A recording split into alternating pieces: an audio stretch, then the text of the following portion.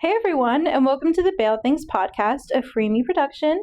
I'm Raina, and I'm here with your host, Nicole. Today we'll be talking all things bail, what it is, what it's not, and what it's for. So, Nicole, what actually is bail? So, bail is a mechanism that releases people from jail when they've been arrested for a criminal case.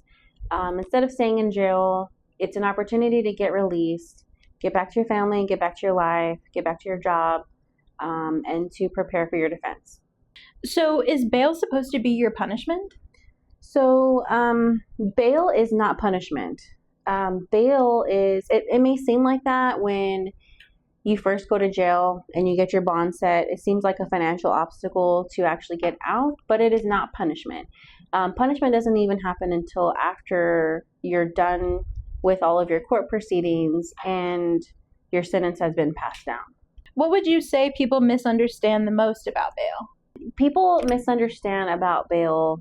They think it is punishment or that it's a sentence or that people deserve to be in jail. People think that when you get arrested for a crime, you're automatically guilty. And so bail is a mechanism to keep you in. But it's actually the opposite. So where did bail come from? Bail actually came from the UK. The process of bail is actually several hundred years old. When people would commit a crime, back when America was just a little baby country, couldn't keep them in jail. They literally didn't have enough space to keep somebody in jail. So they developed a mechanism to release people so that they wouldn't be sitting in jail. So what they did back in hundreds of years ago is they developed something that was called surety. People would pledge themselves to stand in for the alleged crime if you didn't come back to court. Ultimately, that got old pretty quickly. They ran out of volunteers for people to stand in for the alleged crime that someone committed. So then people started pledging property. They started pledging assets or money. And then that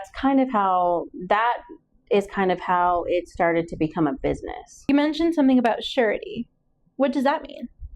So surety is actually not like anything else in commerce today. It's a little bit like a loan, and it's also a little bit like an insurance policy. It's there when you need it. It acts like insurance in that regard. And it's kind of like a loan. So your bail would be paid in full and you have to pay it back. So that's kind of how it's a loan. So why does the United States even allow bail then? Because in the United States, constitutionally speaking, you are presumed innocent until proven guilty in a court of law. In today's times, in 2026, court dockets are extremely bloated because there's tens of thousands of people in the criminal justice system right now. So your case could take a really long time to determine your guilt or innocence. And we can't have you sitting in jail for all that time. So does that mean in other countries people just sit in jail? That's exactly what that means. There's only 2 countries in the whole world that allow surety, that allow bail bonds, that literally allow people to pay to get out of jail. And every other country, you are detained pre-trial. So if you are criminally charged, you just stay in jail until the court can decide what to do with you. And sometimes that can take years. So why is getting out before trial important? Because it allows you to get out, get back to your job, get back to your family. It allows you an opportunity to financially support your family. It allows you to prepare for your defense or get your affairs in order if you actually are going to serve some hard time. After 22 years in this business, what have you learned about people? Well, I've dealt with thousands of people at this point, and I don't just bail out criminals. A little bit of what we do does deal with criminals, but mainly I deal with people, normal, regular, everyday people who just made a mistake, were just having a bad day, took something too far, and then they ended up in jail. One solid thing that I can say about people is that for the most part, you shouldn't be judged. Your value as a person shouldn't be judged by the mistakes that you've made. They really should be judged on how you handle it or how you bounce back. So, speaking of bouncing back, do you think jail can change people? I think jail can change people. I think for the most part, jail is sort of a rock bottom for some people. And from what I hear from thousands of people that I've helped throughout the years, they never want to go back. And I mean, jail is not supposed to be fun. It's not supposed to be like a hotel stay. It is supposed to be an opportunity for you to look at your patterns of behavior and make a change. You talked about jail being rock bottom, but in a kind of way, it is also a reset, right? So, what do you mean by that? I think that when someone is going to jail, that's kind of like a stop or like a check.